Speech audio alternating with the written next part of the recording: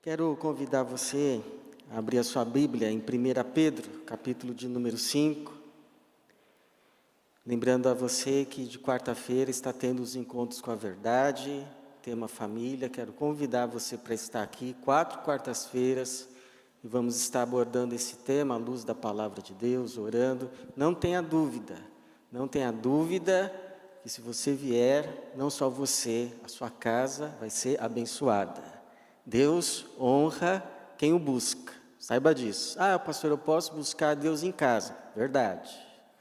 Mas tem bênçãos que Deus guarda para derramar quando estamos juntos. Hoje não é diferente.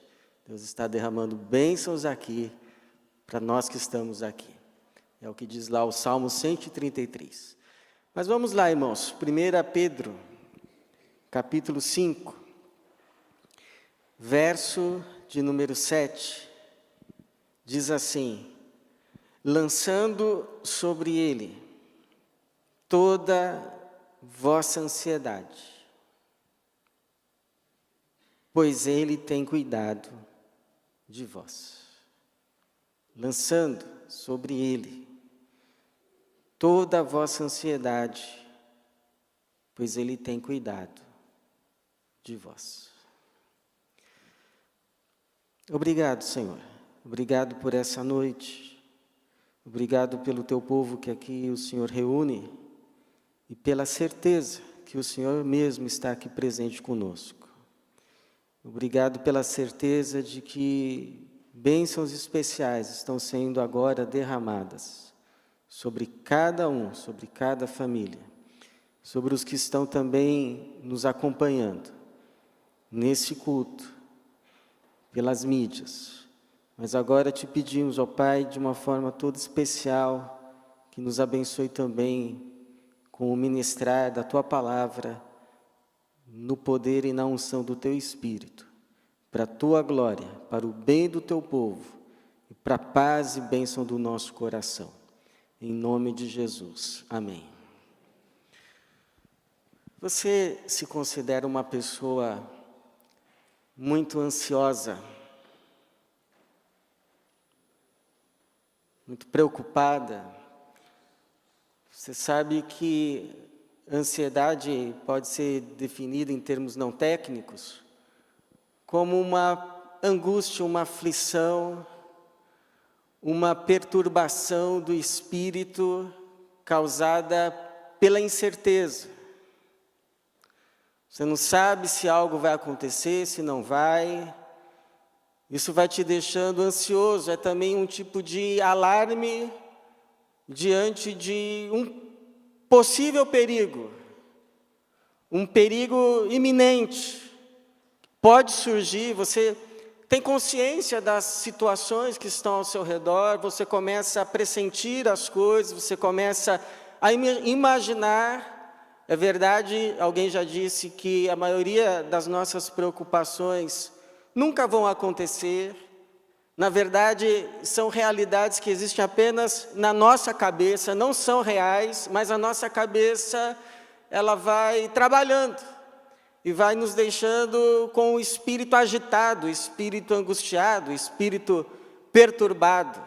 A gente pode ficar ansioso tanto por coisas boas, que a gente gostaria muito que acontecessem, mas estão demorando a acontecer. Há possibilidade que aconteça, inclusive uma data marcada para que a coisa aconteça, mas parece que demora, não chega o dia, e aí começa a bater a incerteza. Será que vai acontecer mesmo? Será que vai sair mesmo?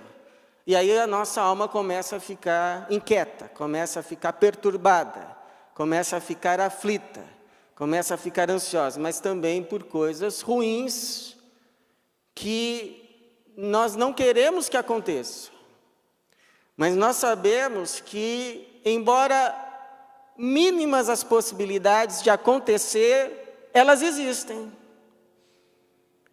Ainda que seja 5% de chance para que algo ruim aconteça, só o fato de a gente saber que há a possibilidade, ainda que remota, de acontecer, isso pode ser suficiente para causar uma inquietação na nossa alma, e a gente ficar preocupado, vai que, não é? Nós estejamos entre os 5%. Olha, isso aí é um caso raro, isso aí acontece com 1% da população. Pois é, e se eu tiver entre 1%? Só essa consciência, nós temos consciência inclusive de futuro. Nós sabemos que o futuro é incerto, que na verdade não há nada muito seguro a que se agarrar, porque dependendo de circunstâncias externas que não estão sob o nosso controle, as coisas podem mudar, as coisas podem piorar, e só essa consciência, pode ou não acontecer, mas pode acontecer, nos deixa angustiado. Essa é a nossa alma, essa é a nossa alma humana. E se tinha um povo que tinha razões para ficar assim, é esse povo ao qual o apóstolo Pedro escreve, porque são crentes como nós, mas vivendo no primeiro século, nas imediações de Roma, um povo crente recém-nascido, mas ao mesmo tempo já experimentado. Eles sabiam o que era perseguição. Talvez nós não saibamos, nós saibamos assim de uma forma muito levinha, um certo preconceito no trabalho, nas relações sociais, mas perseguição mesmo, nós não sabemos o que é. Esse povo sabia o que era perseguição devido à fé. Estar em risco de ter os seus bens tomados, ter perdas significantes. Em alguns casos, talvez, inclusive, perder o direito de viver. Eles sabiam o que era perseguição, já tinham experimentado perseguição, e sabiam o desgaste da oposição. É desgastante saber que tem pessoas contra nós, trabalhando contra nós, falando contra nós, agindo contra nós. Isso deixa o emocional desgastado, deixa o emocional perturbado. Talvez você tenha experiências assim, de experimentar oposições na vida. E o Pedro, que não estava nem nas cercanias de Roma, mas estava na própria Roma, por causa dos burburinhos aqui, os burburinhos ali, ele prevê que a situação ainda poderia piorar. Nero estava no poder e novos sofrimentos ainda maiores, poderiam alcançar a igreja, poderia alcançar estes crentes já desgastados pela perseguição e pela oposição, e essa consciência leva então Pedro a pegar a sua pena, molhar na tinta e começar a escrever essa carta que ele escreve, que chega até nós por preservação do Espírito Santo, essa carta de 1 Pedro. E ele vai dizer, interessante, nesse versículo que a gente lê, um versículo muito conhecido, o interessante desse versículo é que o Pedro não condena a ansiedade. Ele não pede aquilo que seria impossível para aquelas pessoas. Olha, o perigo é iminente, as coisas podem piorar, a fé de vocês pode ser provada mediante perigo de perdas significativas, mas olha, nada de ficar ansioso, tá? Ficar ansioso é prova de falta de fé, então não quero ver ninguém ansioso, não fiquem ansiosos. Ele não diz isso, ele não condena o ficar ansioso, mas ele ensina como lidar com a ansiedade. Ele diz, verso 7, lançando sobre ele quem? Deus, toda a vossa ansiedade. Porque uma coisa é a gente ficar ansioso, outra coisa é a gente viver ansioso. Permitir que a ansiedade tome conta da vida, domine os nossos pensamentos, controle as nossas ações e traga, assim, prejuízos significativos para o nosso bom viver. Então, o problema não é ficar ansioso. Ficar ansioso, todo ser humano fica. O problema é o que a gente vai fazer com essa ansiedade. Se ela vai controlar, dominar as nossas ações e definir as nossas decisões. Como é que a gente lida biblicamente com a nossa ansiedade? O que a gente faz quando a gente percebe que a ansiedade está passando do limite? Já está prejudicando a nossa vida, ou já está nos impedindo o bom viver, o viver saudável, mentalmente saudável. Então, a primeira coisa, irmãos, a gente ora. Às vezes eu fico assim, surpreso quando eu atendo pessoas angustiadas, aflitas, e ela já foi buscar ajuda ali e acolá e continua aflita. Eu pergunto, você já orou sobre isso? E não rara a resposta é não. Pastor, orar mesmo assim, de entrar no quarto, e ainda não. Então você lembra aquela brincadeira da batata quente? Lembra? Começa assim, né, a musiquinha a tocar e tem uma roda e um vai passando a batata para o outro. Vai passando. Só que aí quando a gente vai sentindo que a música vai terminar, aí já não é mais nem passar, já é jogar, né? Um já começa a jogar, só falta lançar. Porque ninguém quer ficar com a batata quente na mão. O que o Pedro está dizendo é mais ou menos isso. Não fique com a batata quente da ansiedade nas tuas mãos. Ele diz literalmente, lance, não é para ficar com você. E lance o quê? Sobre ele, não apenas parte, não boa parte, não muito, mas lance sobre ele toda. Toda. Que não fique nada com você.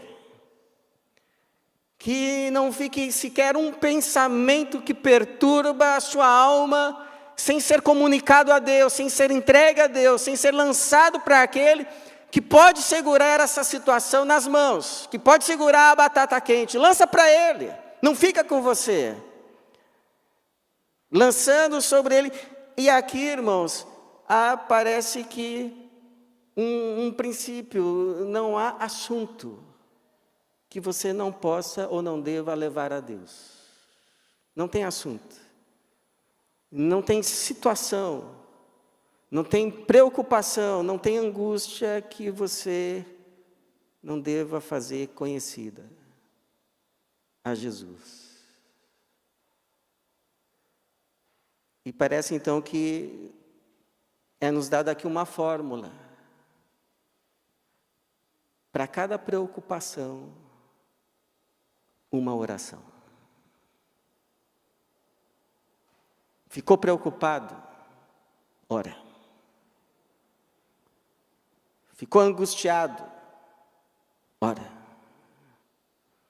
Sua alma começou a ficar inquieta? Ora.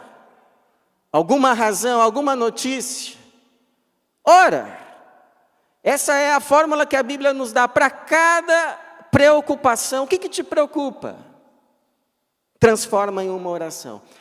Eu tenho um amigo de infância, pastor Jubal Gonçalves, um pastor presbiteriano. E ele me ensinou uma coisa, ele me disse assim, olha, quando você ficar muito ansioso, ora. E se você levantar da oração e a ansiedade, a preocupação, a angústia retornar, se ajoelha de novo. Foi assim que Ana lidou com a sua ansiedade. Foi assim que Davi lidou com a sua angústia. Foi assim que Jesus, Senhor Jesus, lidou com a sua aflição. E é assim que a Bíblia nos ensina a lidar também. Irmão, em nome de Jesus, ora. Como diz o hino, ó que paz perdermos sempre, ó que dor no coração, só porque não levamos tudo a Deus em oração. E por providência divina cantamos hoje, não é? É o que o Espírito Santo nos quer comunicar. Se você está preocupado, se você está ansioso com o futuro, sabe-se lá do que? Do seu trabalho, do seu filho, da sua filha. Por que você não ora?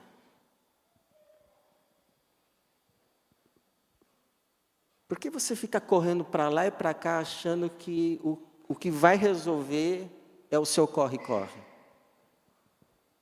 Não estou dizendo que não tem que ir, a gente já vai chegar aí, mas ora. Coloca a sua angústia, a sua ansiedade, o que te preocupa, nas mãos de Deus. Pois depois, o que a gente faz? Segundo, a gente faz aquilo que nos é possível. Com aquilo que a gente tem. Mas não movido pelo impulso da ansiedade, mas movido pela orientação do Senhor. Então, lançar sobre Ele toda a ansiedade não é você orar a respeito de tudo que te preocupa e depois você procurar um lugar para montar uma rede diante de um mundo que está caindo ao seu redor, não é isso. Mas é você orar para que você receba orientação de tantas coisas que surgem na sua cabeça, de fazer, de atitudes a serem tomadas. Qual delas? Que é aquela que o Senhor te orienta. Ou talvez não seja nenhuma delas. Você está ouvindo tantas vozes, você está ficando confuso.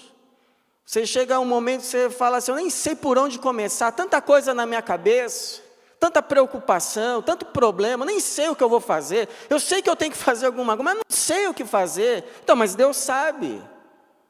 De tantas coisas possíveis a serem feitas, qual é aquela que deve ser feita? É por isso que a gente ora. A gente não ora para que Deus saiba o que fazer, mas para que a gente receba orientação para o que fazer e para o que não fazer. Você veja, o Pedro está prevendo tudo isso que vai acontecer, que pode acontecer, que está na iminência de acontecer. E ele ora, com certeza ele ora, mas ele não fica só orando. Ele ora e depois, instruído, iluminado, dirigido pelo Espírito Santo, o que ele faz? Escreve. O que ele podia fazer? Ele podia lá tirar o Nero do poder? Não podia. Ele ia chamar um exército para combater contra o exército? Não dava, e nem deveria. Segundo o ensino de Jesus. O que ele podia fazer? Ele podia pegar uma pena, pegar o pergaminho e, debaixo da orientação de Deus, escrever essa carta que ele escreveu, que foi recurso espiritual para o povo que a leu pela primeira vez e tem sido recurso para a Igreja de Jesus durante 2000 anos, até chegar aqui a nós hoje. Então a gente ora e aí Deus pode nos responder coisas a serem feitas. Você veja que essa carta que o Pedro escreve tem muitas orientações a serem seguidas no momento da angústia, no momento da aflição. Por exemplo, no capítulo 3, versículo de número 11, ele vai dizer assim, afaste-se do mal.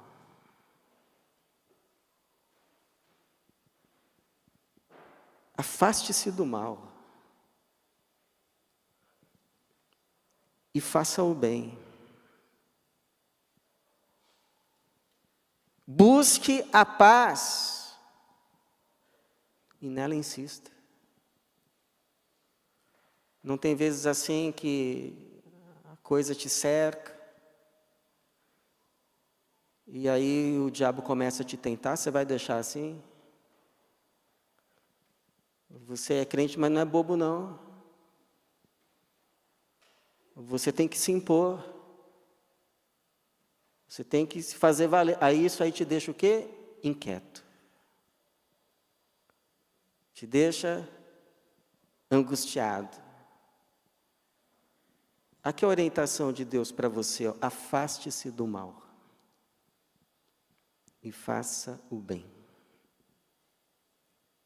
Busque a paz e nela insista. Você é de Jesus. Lembra disso? Você é de Jesus.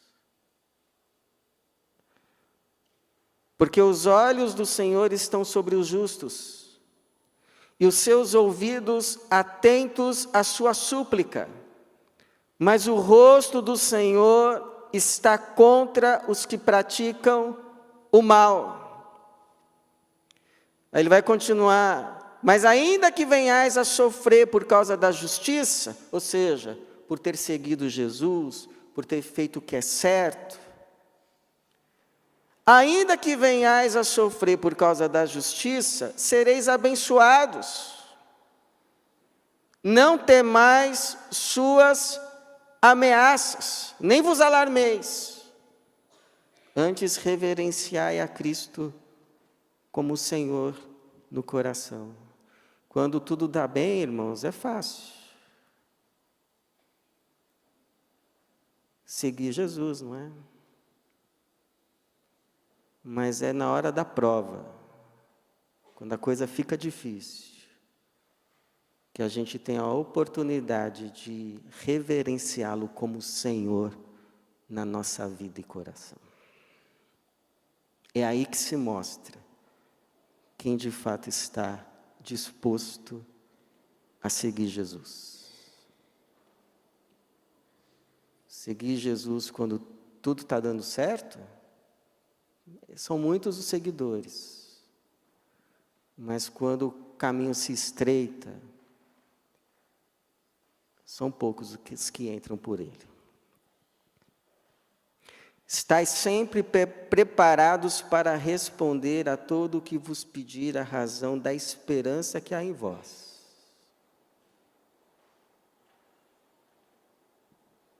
Porque vão ver o seu modo de agir diante da situação e vão te perguntar por quê.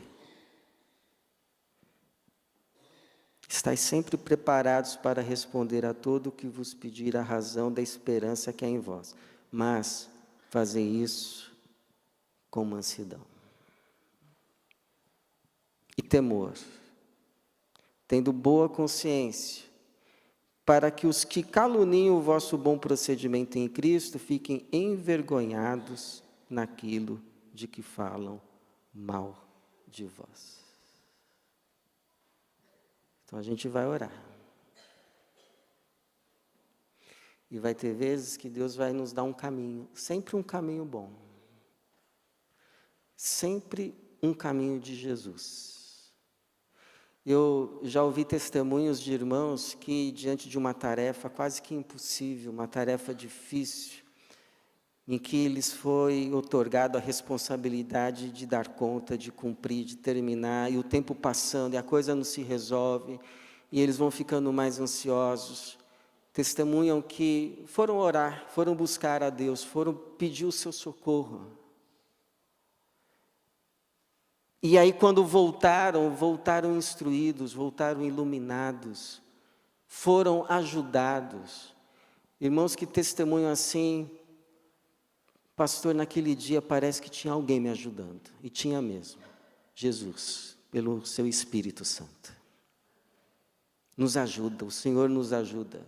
É como vai dizer Isaías 30, 21, Os teus ouvidos ouvirão a palavra atrás de ti, dizendo, é este o caminho, andai nele. Você vai receber uma orientação a respeito de onde andar, o que fazer. E às vezes, irmãos, você vai orar na sua ansiedade, e sabe o que Deus vai te responder? Que é para você não fazer nada.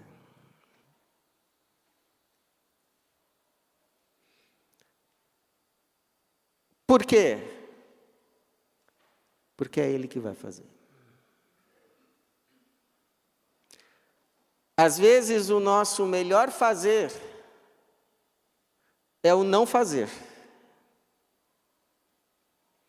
Agora, como a gente vai saber quando é para fazer e quando não é para fazer? Por isso a gente ora.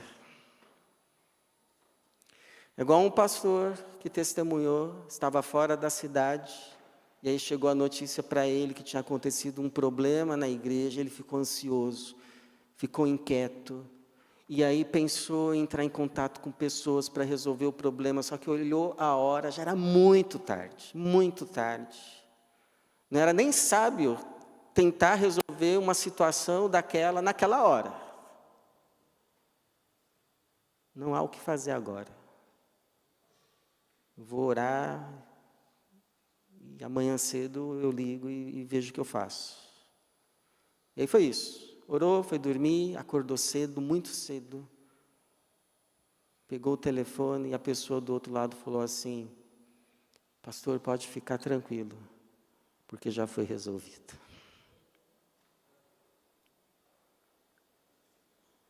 A Bíblia não diz que Deus trabalha enquanto a gente dorme? Existe Deus, irmãos. Sabia? Então, ora. Procura ouvir qual é a orientação do Senhor. E fazer o que é possível fazer debaixo da sua orientação. A gente ora para saber o que fazer e o que não fazer. Como alguém já disse que a oração da fé é você pedir serenidade para aquilo que não pode ser mudado, coragem para aquilo que pode, e sabedoria para discernir entre um e outro. Mas como saber? Orando. Então não pense que você vai perder tempo se em meio a um dia atribulado você parar e buscar um lugar que em solitude você possa colocar a sua questão, a sua causa, a sua situação diante do Senhor. Você sempre será abençoado. Sempre. Você nunca voltará de mãos vazias. Você sempre voltará com uma bênção do Senhor. Vai orar, irmão, em nome de Jesus. Então a gente ora. Para cada preocupação, uma oração. Aí Deus vai nos orientar o que fazer, o que não fazer. Às vezes a gente fica ansioso por resolver logo e só piora a situação. Já passou por isso? Ai, por que eu fui falar? Ai, por que eu fui fazer? Não era a hora. Não é mesmo. Então vai fazer aquilo que Deus orientar a fazer, na hora dele. E depois que você orou, e que você está fazendo aquilo que o Senhor te orientou, aí sabe o que você vai fazer? Vai confiar nele. Porque o que você pode mais fazer agora? Você já orou, você já está fazendo o que é possível debaixo da orientação dele, o que fazer agora se não confiar? Você já passou pela experiência assim, você começou a pensar na sua situação, nas questões que envolvem, na sua dor, na sua angústia, na sua aflição, algumas de fato que parece que atravessam a alma. Você sente a dor. E aí quando você sente a dor, você fala, puxa vida, mas que dor! Mas quem se importa?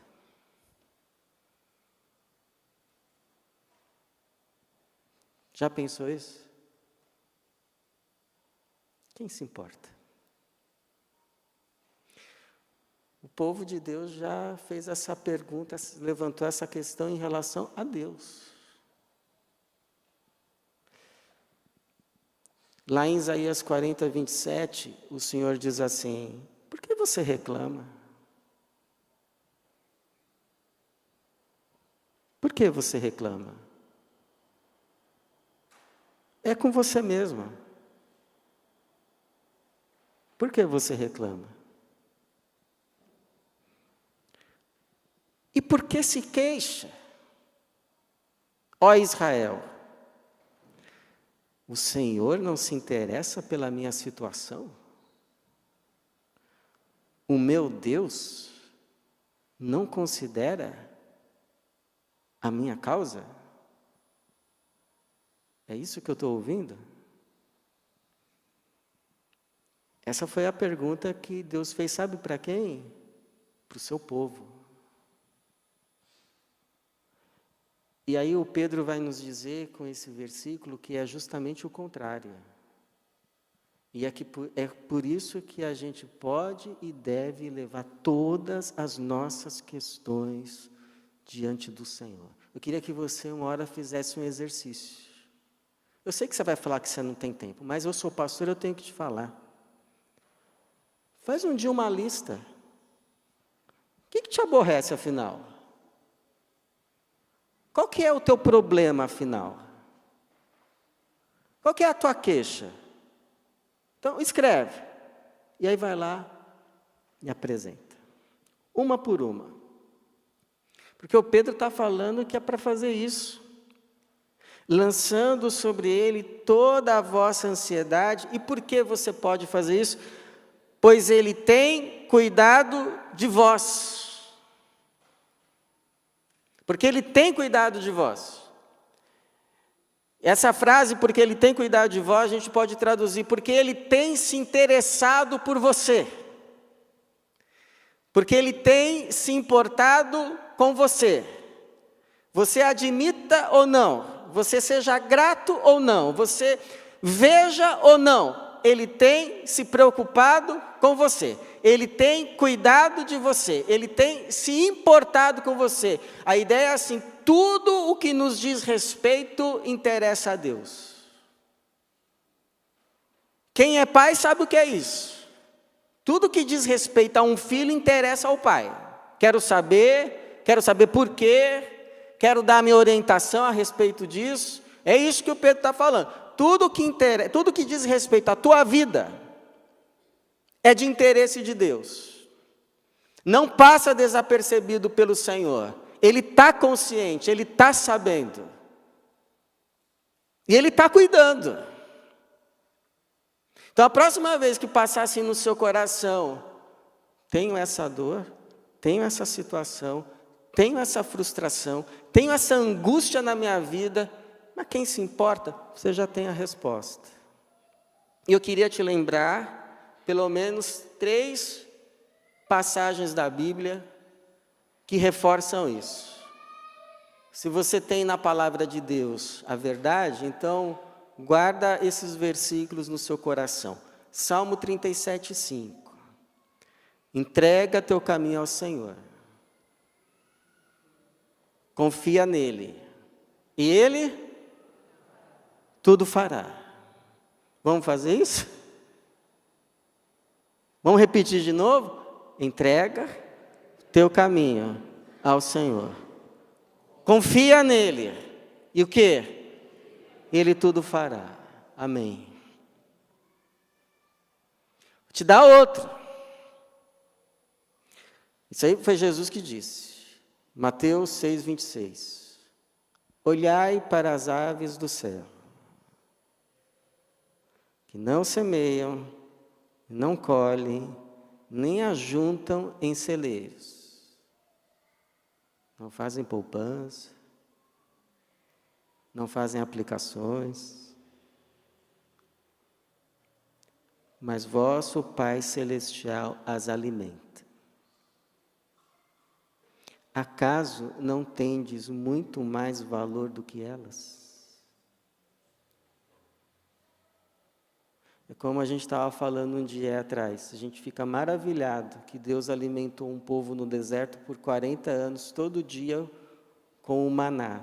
A cada dia, 40 anos, todo dia não falhou, estava lá maná. Não precisa levantar a mão não, mas quem aqui tem mais de 40 anos? Não está sendo assim com você? Todo dia, mais de 40 anos, o maná na mesa. Não faltou um dia, todo dia a fidelidade de Deus, a providência do Senhor está lá. O pão nosso de cada dia. Será que é justo desconfiar do Senhor, irmãos? Está lá todo dia e vai continuar, porque Ele tem cuidado de vós. Aleluia. Me faz lembrar uma historinha, que tinha 2 passarinhos num galho de árvore, observando. Esses passarinhos, essa árvore deveria estar em São Paulo. Porque os passarinhos observavam o pessoal correndo para lá e para cá, desenfreado, semblante carrancudo, angustiado, ansioso, e aí aquela coisa lá, pressa. Aí um virou para o outro e falou assim: poxa, como esses seres humanos são angustiados, ansiosos, apressados. Aí o outro disse: eu acho que eles não têm um Deus como o nosso. E o último versículo que eu vou te dar. O último versículo. Esse aí é para acalmar o seu coração de vez. Ó, se depois dessa você ainda continuar, ó, aí eu já entrego você para o Senhor, viu? Porque o Paulo entregava para outro, mas eu vou entregar para o Senhor. Filipenses 4:19. Olha, ouve, em nome de Jesus, ouve e guarda aí. O meu Deus suprirá todas as vossas necessidades. Não são algumas. O meu Deus suprirá todas as vossas necessidades, segundo sua riqueza. E Ele é muito rico. Ele não vai ficar mais pobre se te ajudar todo dia. O meu Deus suprirá todas as vossas necessidades, segundo sua riqueza na glória em Cristo Jesus. Guarda essa promessa na sua alma, na sua mente e no seu coração, e que isso te traga cura em nome de Jesus. Te traga cura, te traga saúde física, te traga saúde emocional, te traga saúde espiritual, em nome de Jesus. Então, irmãos, é possível não ficar ansioso? Não é possível. Mas é possível não viver ansioso. E o Senhor, na sua graça, na sua misericórdia, nos provê de recursos da sua graça para isso. Tem recursos espirituais disponíveis para você todos os dias. Louvado seja o nome de Jesus. Ele cuida de nós. Ele é bom. Louvado seja o nome do Senhor. Então, ficou ansioso? O que é para fazer? Ora. Cada preocupação, uma oração. É para sair fazendo o que der na telha? Aquilo que o Senhor responder. Enquanto Ele não responder, pastor, espera. Vai atravessar o sinal vermelho mesmo? E depois, confia. Porque Ele tem cuidado de você.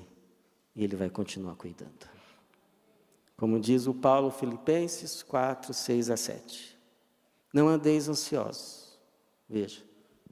Não andeis ansiosos. Por coisa alguma. Pelo contrário, sejam os vossos pedidos plenamente conhecidos diante de Deus, por meio de oração e súplica e ações de graça. E a paz. A paz. E a paz de Deus, que ultrapassa todo entendimento, guardará o vosso coração e os vossos pensamentos em Cristo Jesus. Que assim seja na minha vida e na tua vida, e que Deus nos abençoe. Amém. Vamos nos colocar de pé.